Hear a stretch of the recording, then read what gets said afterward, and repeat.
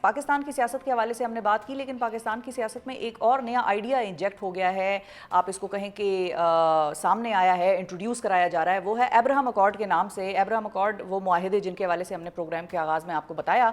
میر صاحب یہ بتائیے کہ یہ ایبراہم اکارڈ جو ہے اس کو تسلیم کرنے کے حوالے سے خواجہ آصف صاحب، رانا ثناء اللہ صاحب کے جو اچانک تواتر کے ساتھ بیانات سامنے آ رہے ہیں، اس پر ذرا اگر ہم بات کر لیں، کیا واقعی پاکستان کو اس حوالے سے پریشر آ رہا ہے؟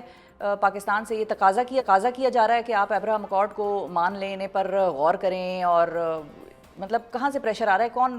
کیا اس کا سلسلہ چل رہا ہے؟ یہ اس کے حوالے سے آپ کی کیا خبریں؟ دیکھیں، یہ ایبراہم اکارڈ جو ہے نا، یہ اس وقت یہ بات شروع ہوئی تھی جب ٹرمپ صاحب کا پہلا دور صدارت تھا، جب پہلی دفعہ وہ امریکہ کے صدر تھے، تو اس زمانے میں یہ بات چیت شروع ہوئی تھی۔ بظاہر اس کا مقصد تو یہ ہے نا کہ جو مختلف مسلم ممالک ہیں وہ اسرائیل کو بطور ایک مملکت کے تسلیم کر لیں، اس کے ساتھ سفارتی تعلقات قائم کر لیں۔ اصل مقصد تو یہ ہے جی۔ تو یہ ٹرمپ صاحب کے پہلے دور میں یہ پریشر اس وقت بھی پاکستان پہ آیا تھا، میں اس کا آئی وٹنس ہوں، یہاں تک کہ مجھے بھی کہا گیا تھا کہ بھائی آپ لوگ جو ہیں وہ کیوں آپ اسرائیل کے ساتھ تعلقات کی مخالفت کرتے ہیں، کیا مسئلہ بھائی آپ کا اسرائیل کے ساتھ؟ اور اس کے بعد پھر کمپین بھی شروع ہوئی تھی۔ آپ یاد کریں نا کہ بہت بڑے بڑے جو پاکستان کے صحافی ہیں، ٹی وی اینکرز ہیں، انہوں نے پروگرام کیا تھا باقاعدہ کہ اسرائیل کے ساتھ سفارتی تعلقات قائم کرنے کے کیا فوائد ہوں گے۔ اور ایک میٹنگ مجھے یاد ہے جو وزیر اعظم سیکریٹریٹ میں ہوئی، اور اس میٹنگ میں کوئی 10-15 جو ٹی وی اینکرز ہیں ان کو باقاعدہ گھیر کر وہاں لے جایا گیا۔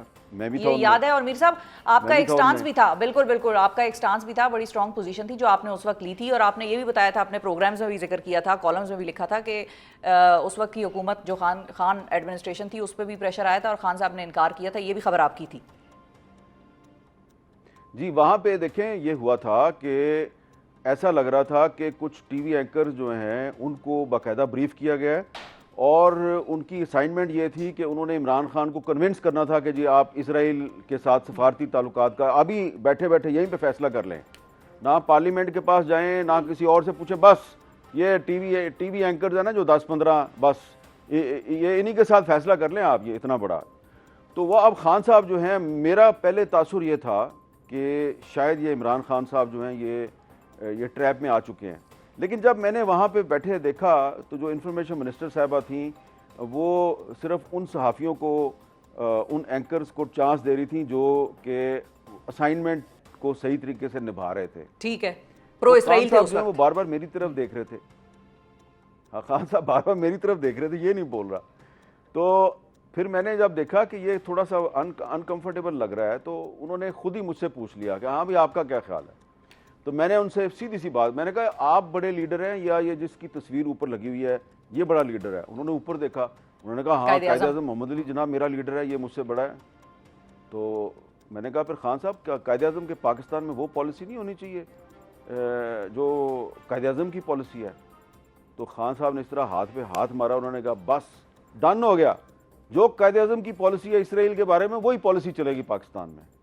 اچھا جی، اس کے بعد میٹنگ فوراً چند منٹ کے اندر جو ہے اس کو ختم کر دیا گیا، اور جب میں وزیر اعظم سیکریٹریٹ سے باہر نکلا گاڑی میں دفتر کی طرف آ رہا تھا، مجھے فون آنے شروع ہو گئے بڑے طاقتور لوگوں کے۔ انہوں نے کہا یہ کیا کیا آپ نے؟ یہ آپ نے پرائم منسٹر کو یہ کیا کہنے کی ضرورت تھی کہ قائد اعظم کی پالیسی چلے گی؟ کوئی ٹکر نہیں چلے گا، کوئی خبر نہیں چلے گی، بس بتا دیا آپ کو۔ اچھا، اب آپ بتائیں کہ حامد میر صاحب جو ہیں ان کا قصور یہ تھا کہ انہوں نے وزیر اعظم پاکستان کو یہ بتایا کہ بانی پاکستان کی اسرائیل کے بارے میں کیا پالیسی ہے۔ تو اب وہ 2019 تھا، 2020 تھا، وہ بات اب ختم ہو گئی ہے۔ اب 2025 میں آپ نے مجھے سوال کیا ہے ابراہم اکارڈ کے بارے میں۔ بالکل، اب میں یہی پوچھنا چاہ رہی ہوں اس ساری کہانی کو سننے کے بعد، اور یہ جو واقعہ آپ نے سنایا ہمارے ناظرین کے لیے، اس کے بعد اب میر صاحب سے میرا یہ سوال ہے کہ اب ہاتھ پہ ہاتھ مار کے کون کہے گا کہ بھئی ڈن ہو گیا اور جو قائد اعظم کی پالیسی ہے وہی پاکستان کی پالیسی ہوگی 2025 میں بھی؟ یا آپ کے تجزیے اور آپ کی جو دوراندیشی آپ کو بتا رہی ہے وہ یہ ہے کہ 2025 میں شاید وہ پالیسی تبدیل ہونے لگ رہی ہے یا ہونے جا رہی ہے؟ یہ اب سوال بنتا ہے۔ میرا خیال ہے کہ اتنا آسان نہیں ہے۔ شہباز شریف صاحب اور اسحاق ڈار صاحب جو ہیں وہ اتنی آسانی سے ابراہم ایکارڈ جو ہے اس میں شامل نہیں ہو سکتے، اور جتنا میں جانتا ہوں پاکستان کے عوام کو، کہ پاکستان کے عوام بہت سے معاملات پہ جو ہے وہ گھروں میں بیٹھے رہتے ہیں، وہ کہتے ہیں اچھا پٹرول مہنگا ہو گیا، چلو کوئی بات نہیں یار، اچھا گیس بھی مہنگی ہو گئی ہے، او ہو ہر چیز ہی مہنگی ہو گئی ہے تو کوئی بات نہیں، باہر نکلنے کا کیا فائدہ ہے۔ لیکن یہ کچھ 2-3 معاملات ایسے ہیں، ایک کشمیر ہے اور ایک فلسطین ہے، یہ آپ کی کیمسٹری میں شامل ہیں۔ دیکھیں یہ جو ابراہم ایکارڈ ہے نا، اس کے حوالے سے ایک میں بڑی ہی امپورٹنٹ ہسٹوریکل چیز آپ کو بتانا چاہتا ہوں۔ جی، پاکستان کا خواب دیکھا تھا علامہ اقبال نے۔ علامہ اقبال نے مسلمانوں کو واضح طور پہ نصیحت کی ہوئی ہے، جب وہ ایک فلسطین کانفرنس میں شرکت کے لیے مسجد اقصیٰ میں گئے اور پھر وہاں سے واپس آئے تو انہوں نے ایک بات کہی تھی۔ انہوں نے کہا تھا کہ یہ جو عرب ممالک کے بادشاہ ہیں نا، فلسطین کے مسئلے پہ کبھی بھی ان کی وزڈم پر اور ان کی پالیسی پر اعتماد نہ کرنا، کبھی۔ یہ بات انہوں نے لیٹ 30s میں کہی تھی۔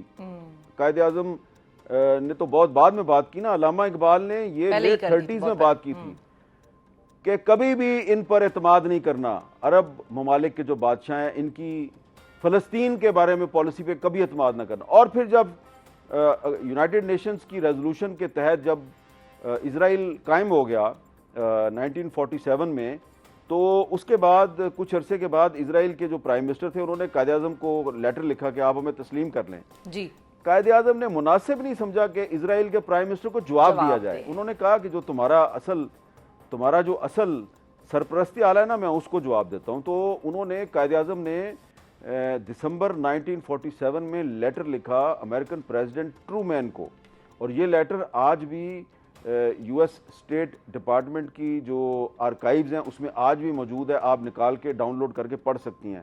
قائد اعظم نے کہا تھا کہ یہ یونائٹڈ نیشنز کی جنرل اسمبلی کی ریزولوشن 181 کے تحت جو ڈویژن آف پیلسٹائن کی گئی ہے اور اسرائیل قائم کیا گیا ہے، یہ غلط ہوا ہے، اس سے کوئی مشرق وسطیٰ میں امن قائم نہیں ہوگا اور ہم اس کو تسلیم نہیں کرتے، اور اس سے یہودیوں کو بھی کوئی فائدہ نہیں ہوگا۔ تو اب جب علامہ اقبال اور قائد اعظم جنہوں نے یہ ملک بنایا ہے، ان کی پالیسی جو ہے وہ آپ کے سامنے ہے۔ جتنے مرضی عرب ممالک اسرائیل کو تسلیم کر لیں، جتنے مرضی افریقہ کے مسلم ممالک اسرائیل کو تسلیم کر لیں، اگر علامہ اقبال اور قائد اعظم نے کہہ دیا کہ اسرائیل کو تسلیم نہیں کرنا، تو پھر جو بھی پاکستان کا حکمران جو ہے وہ یہ کام کرے گا خدا نہ خواستہ، تو وہ پھر علامہ اقبال اور قائد اعظم کے ساتھ غداری کرے گا۔ بہت شکریہ ادا کریں گے حامد میر صاحب۔ ناظرین ہمارے ساتھ کہ پاکستان کی سیاست اس وقت کیا ہو رہا ہے، کیا ہلچل مچتی نظر آ رہی ہے یا نہیں آ رہی ہے، اس کا بھی بڑا واضح طور پر ہمیں اطلاعات اور جو حرکات و سکنات حکومتوں کی لگ رہی ہیں، نظر آ رہی ہیں، وہ میر صاحب نے بتائیں۔